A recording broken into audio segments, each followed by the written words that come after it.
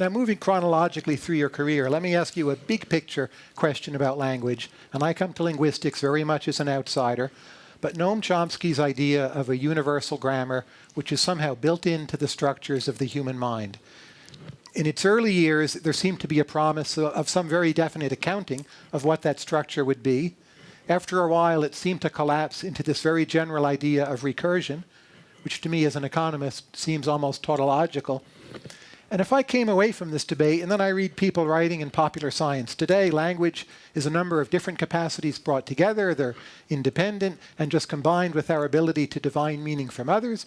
I mean, could it be the case that Chomsky's hypothesis was simply wrong? 2016, I know your books, but what's your take on that today?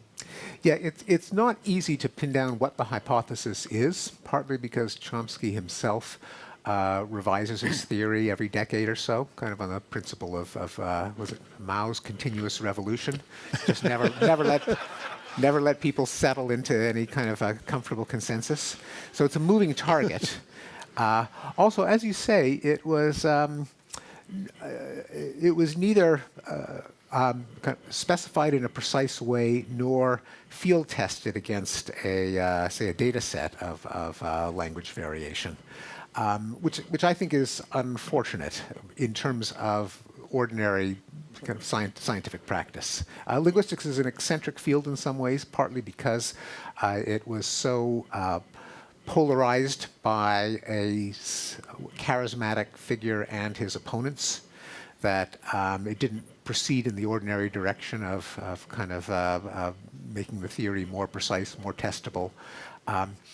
So with that caveat in mind, I think there is such a thing as, you could call it universal grammar. I think that in the following sense, that the child is biased to analyze the speech that he or she hears in particular ways. It does not simply record sentences verbatim. I mean, that's the memory half of the language system, but the algorithmic or computational or rule-governed half looks for, tries to pull out combinatorial rules from the speech stream, that there are certain kinds of rules and elements that the child is keyed to look for, and that that set of abilities would be what I would call, if I use the term, universal grammar.